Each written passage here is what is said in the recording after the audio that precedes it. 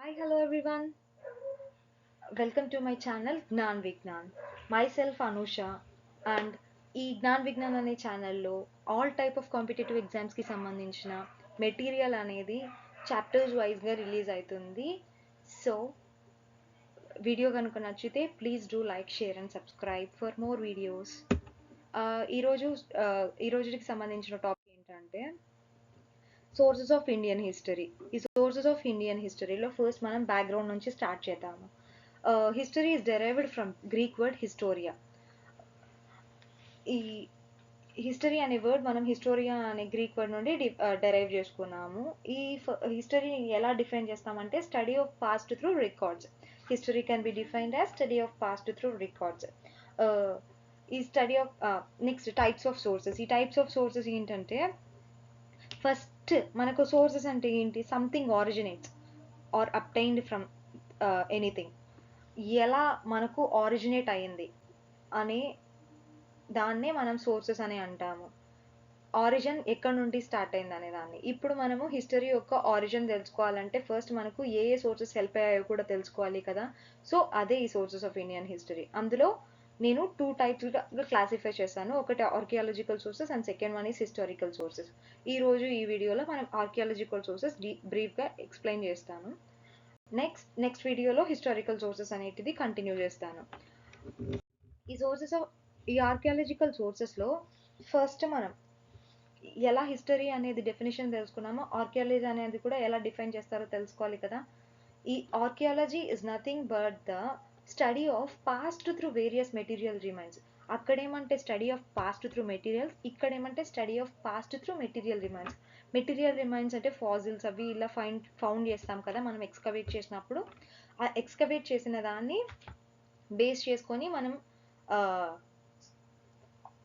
Excavate చేసే మెటీరియల్ని మనం సోర్స్గా కన్సిడర్ చేస్తాము.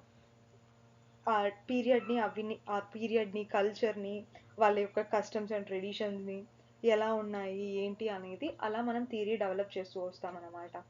So archaeologists construct past through various material remains.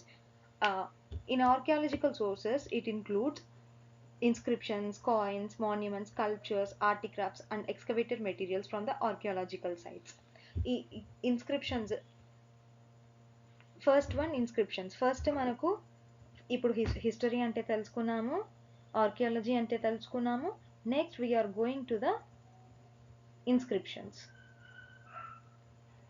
Inscriptions అంటే ఏంటంటే it's a permanent script engraved on the surface of a hard object such as stone, metal, the wall of the structure. ఒక hard material మీద, object మీద like stone కానీ metal కానీ wall మీద కానీ మనం ఒక స్క్రిప్చర్ అనేది either it may be a pictographic inscription or it may be in a reading form. ఈ టైప్ ఆఫ్ ఇన్స్క్రిప్షన్స్ అనేటివి ఈ టైప్ ఆఫ్ ఎన్గ్రేవ్ చేసిన స్క్రిప్ట్ అనేది ఇన్స్క్రిప్షన్స్ అని అంటారు. It was classified into 3 categories based on the information written on them. ఆ inscriptions అనేది ఆ ఇన్ఫర్మేషన్ని బేస్ చేసుకొని, అంటే ఒక్కొక్క దాని మీద ఒక్కొక్క ఇన్స్క్రిప్షన్ మీద ఏ టైప్ ఆఫ్ ఇన్ఫర్మేషన్ ఉంది ఆ ఇన్ఫర్మేషన్ని బేస్ చేసుకొని అది ఏ టైప్ ఆఫ్ ఇన్స్క్రిప్షన్ అనేది మనం డిసైడ్ చేస్తాము. ఇందులో ఏమంటే 3 categoriesగా డివైడ్ చేయడం జరిగింది. ఈ త్రీ కేటగిరీస్ ఏంటంటే ఫస్ట్ యూలజీస్ ఆర్ ప్రశస్తీస్. ఈ యూలజీస్ ఆర్ ప్రశస్తీస్ అంటే ఏంటంటే and eulogy is a piece of writing which praises someone profoundly. ఎవరి గురించి అయినా మనం పొగుడుతూ రాసేదాన్ని యూలజీ ఆర్ ప్రశస్తీస్ అంటారు. In the word prashasti in itself we can able to decode the meaning. మనకు ఏమేమి ఇన్స్క్రిప్షన్స్ దొరికాయంటే Allahabad inscription of Samudragupta, Nashik inscription of Gautamiputra Satakarni and Aihole inscription of పులకేశిటు. ఇవి మనకు డిస్కవర్ చేయడం జరిగింది. సో ఇవి ఈ యూలజీస్ ఆర్ ప్రశస్తి ఇన్స్క్రిప్షన్స్కి ఎగ్జాంపుల్స్ అనమాట. నెక్స్ట్ ఏంటంటే నెక్స్ట్ టైప్ ఆఫ్ ఇన్స్క్రిప్షన్ ఏంటంటే ఎడిక్ట్స్ అండ్ రాజాజ్ఞాస్. ఎడిక్ట్స్ అంటేనే శాసనాలు.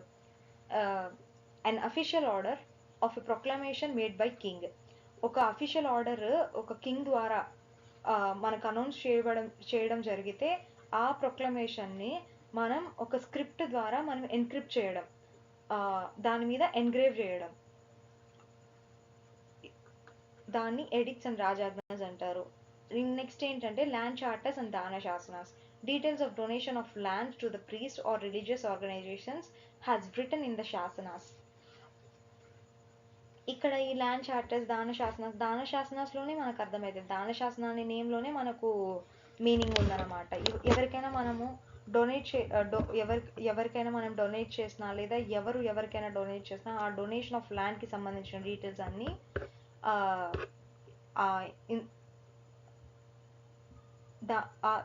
ఆ డీటెయిల్స్ ఆఫ్ ఇన్ఫర్మేషన్ మొత్తంని ఇన్స్క్రిప్షన్స్గా, ఆ టైప్ ఆఫ్ ఇన్స్క్రిప్షన్ అనమాట ల్యాండ్ చార్టర్ అనేది. నెక్స్ట్ ఏంటంటే ఇప్పుడు మనకు హిస్టరీ అంటే అయింది, ఆర్కియాలజీ అంటే ఏంటో తెలుసుకున్నాం, ఇన్స్క్రిప్షన్స్ అంటే ఏంటో తెలుసుకున్నాం, అందులో ఏ టైప్ ఆఫ్ కేటగిరీస్ ఉంటాయో తెలుసుకున్నాం. సో ఇప్పుడు మనకు ఫస్ట్ ఏ ఇన్స్క్రిప్షన్ దొరికింది, ఫస్ట్ ఎలా ఉండేది అనేది కూడా తెలుసుకోవాలి కదా. అదే అండి ఇది. ఇక్కడ మనకు ఒక ఇమేజ్ కనిపిస్తుంది కదా, ఇది పిక్టోగ్రాఫిక్ ఇన్స్క్రిప్షన్ అని అంటారు. ఈ పిక్టోగ్రాఫిక్ ఇన్స్క్రిప్షన్లో చూసారా, వేరియస్ టైప్ ఆఫ్ సింబల్స్ అని కానీ, సింబల్స్ ఉన్నాయి, పిక్చర్స్ ఉన్నాయి, చిన్న చిన్నగా అలా ఒక వాల్ మీద ఎంగ్రేవ్ చేయబడింది. ఈ టైప్ ఆఫ్ దాన్ని ఏమంటారంటే పిక్టోగ్రాఫిక్ ఇన్స్క్రిప్షన్ అంటారు. ఈ పిక్టోగ్రాఫిక్ ఇన్స్క్రిప్షన్ హరప్పన్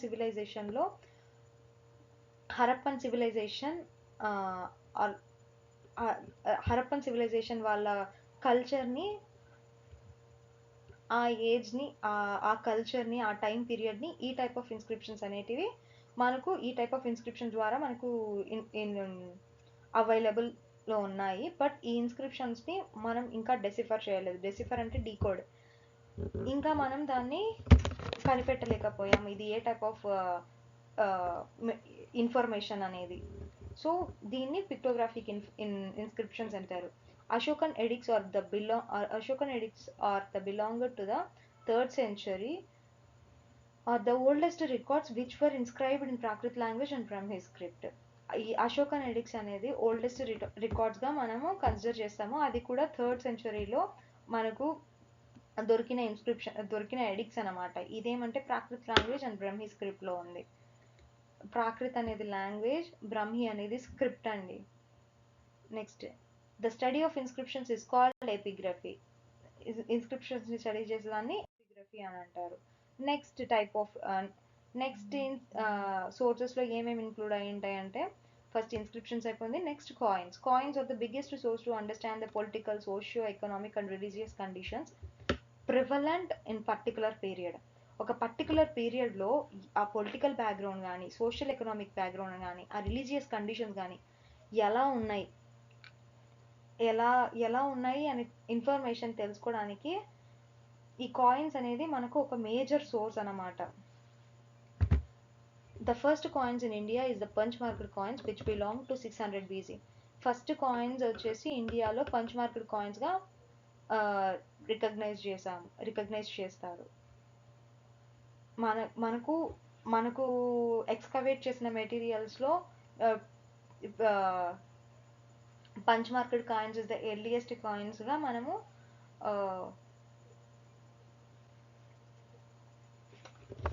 కన్సిడర్ చేస్తాము. ఎలా కన్సిడర్ చేస్తాము, దేన్ని బేస్ చేసుకొని మనం పంచ్ మార్క్డ్ కాయిన్స్ ఫస్ట్ అని చెప్తాము, ఇన్ని ఇన్స్క్రిప్షన్స్ దొరికాయి కదా ఇవే ఎర్లియస్ట్ అని ఎలా చెప్తారు, ఈ పిక్టోగ్రాఫిక్ ఇన్స్క్రిప్షన్ దొరికింది కదా అదే ఎర్లియస్ట్ అని ఎలా చెప్తారు అనే దానికి ఏంటంటే కొన్ని మెథడ్స్ అనేవి ఉంటాయి. ఆ మెథడ్స్ గురించి నేను తర్వాత నెక్స్ట్ క్లాస్లో ఎక్స్ప్లెయిన్ చేస్తాను. ఈ gold coins in India were introduced later by the foreign rulers in the post-Mauryan period. Study of the coins is known as numismatics.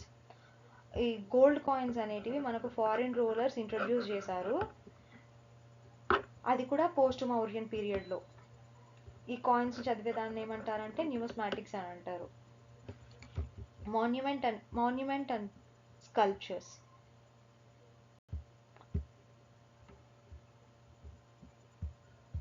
ఈ మాన్యుమెంట్ అండ్ స్కల్ప్చర్స్లో ఏంటంటే first ancient monuments and sculptures are the reflections of history and culture.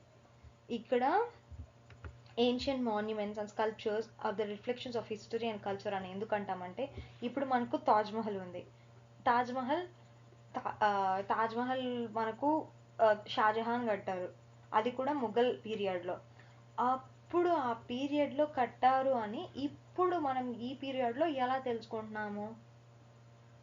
ఈ monuments, ఈ sculptures ఒకప్పుడు ఇలా ఉండేది అని ఆ యొక్క మెటీరియల్ సోర్సెస్ని బేస్ చేసుకొని, ఆ మాన్యుమెంట్స్ని బేస్ చేసుకొని, అంత ఇప్పటికీ కూడా 7 వండర్స్లో ఒకటి తాజ్మహల్. ఇది మన కల్చర్ని, మన ట్రెడిషన్ని, ఆ పీరియడ్ ఆఫ్ టైంలో కల్చర్ ఎలా ఉండేది, ట్రెడిషన్ ఎలా ఉండేది, దాని యొక్క రిఫ్లెక్షన్ ఈ మాన్యుమెంట్స్ అనేటివి. Next Ramappa temple, Kakatiya dynasty. ఈ రామప్ప టెంపుల్ తెలంగాణలో ఉంది, which belongs to Kakatiya dynasty. Kakatiya period ఉండేటప్పుడు ఈ రామప్ప టెంపుల్ని కట్టారు. ఇక్కడ ఏమంటే ఈ రామప్ప టెంపుల్లోనే ఫస్ట్ టైం మనకు మ్యారీడ్ ఉమెన్, మంగళసూత్ర వేర్ చేసుకుంటారు మ్యారీడ్ ఉమెన్ అని మనకు ఎవిడెన్స్, మనకు ఈ పీరియడ్లోనే, అంటే ఈ స్కల్ప్చర్స్ బేస్ చేసుకొనే మనకి ఇలా ఉండేవాళ్ళు అని అది ఒక ఎవిడెన్స్ లా ఉండేది. నెక్స్ట్ ఏంటంటే excavated materials. Excavated materials helps archaeologists in reconstructing the past. The material recovered from these excavations like pottery, food grains, cloths, weapons, tools, ornaments remains the human settlement, and other artifacts are used to reconstruct past the socio-economic and cultural past. Excavated materials అనేటివి ఆర్కియాలజిస్ట్కి మన పాస్ట్ని reconstruct చేయడంలో బాగా help అవుతాయి. ఎలా అంటే ఇప్పుడు మనకు మొహంజాదారో పీరియడ్లో ఫుడ్ గ్రైన్స్ దొరికింది, గ్రేట్ బాత్ దొరికింది, క్లాత్స్ దొరికాయి, మెగాలిథిక్ కల్చర్, టూల్స్, ఏమేమి టూల్స్ యూజ్ చేశారు, ఇవన్నీ కూడా మనకు ఎక్స్కవేషన్లో బయటపడ్డాయి. ఈ ఎక్స్కవేషన్లో బయటపడిన దాన్ని ఆ బయటపడిన మెటీరియల్ మొత్తం ఎలా ఉంది, ఏ పీరియడ్కి సంబంధించింది అనేది ఆర్కియాలజిస్ట్ అనేది కొన్ని డేటింగ్ మెథడ్స్ ద్వారా ఫైండ్ అవుట్ చేస్తారు. సో దీన్ని బేస్ చేసుకొని మన సోషియో ఎకనామిక్ కల్చర్ ఎలా ఉండేది అనేది మనం ఐడెంటిఫై చేస్తామన్నమాట.